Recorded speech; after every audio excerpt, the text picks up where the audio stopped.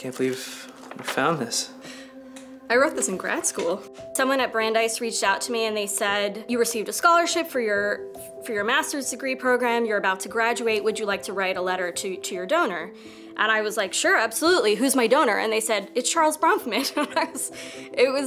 I couldn't believe it. Only, I guess that was 6 years before that, I had gone on this Birthright trip, which I knew began with Charles Bronfman's vision, and I was more than happy to write that letter and be able to say just how grateful I was.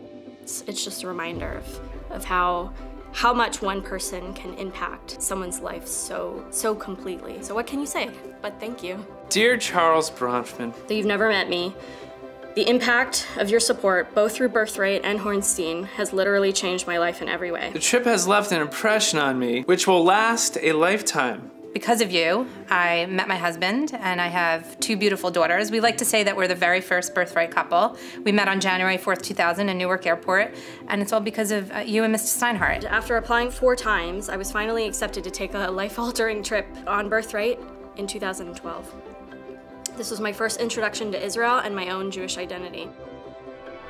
Wow, 20 years flies. I guess there's been a lot packed into that 20 years. I feel like I have a deep understanding post-Birthright on my culture and how I identify with Israel, how I identify with my Jewish community. Well, when I walked into the airport, I met my future husband within 5 minutes. There was something about Stephanie that I was completely attracted to right from the beginning. It changed who I think I was as a Jewish person in America. If it wasn't for Birthright, I wouldn't have a beautiful wife in Stephanie and 2 unbelievably beautiful kids. Birthright Israel, to me, it's a destination that could lead to so many other destinations in your life. 20 years ago, when I was planning on leaving for my Birthright Israel trip, I had a long talk with my father. He said, you're the first person in our family to ever go to Israel. And if you come home from this 10-day experience and I ask you about your trip and you just tell me it's awesome, I'm gonna be disappointed. So he said, Pamela, you're a writer. So why don't you get a journal and keep track of moments and memories and thoughts? I haven't read it in a really long time. Do you know what it's like to always have a childhood dream? Something of major substance. Something you have made a part of you. For me, that was going to Israel. My religion had been a top priority in my life. It's who I am. It shapes my family, our beliefs, our actions, and our relationships. Though I have always been a very active Jewish person in Jewish organizations and education, it wasn't enough to make me complete.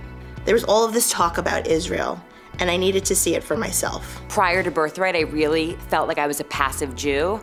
I just was self-identifiable as Jewish, but that was it. I don't think I really thought much about it. I was bat mitzvahed, but it really didn't play a huge role in my life. But being on this bus with other people that were equally just as excited as I was to dive deep and find out more about ourselves, that was the first time I felt like I was connecting to a group of people where we could really share intellectual conversations with each other about who we were and what we could take from this trip to better the world. I learned to enjoy my Judaism, to go to synagogue not just on the days that I'm required to go. I mean, you're never required to go, but I thought of it as that. I think now for my children, the synagogue is just such a big part of their lives, and I think that's what's really important. When we stood in that auditorium in Jerusalem, and there were 4,000 students, and Charles and Michael got up on the stage and talked about being able to raise your hand wherever you are, whatever you're doing, and say, I am Jewish,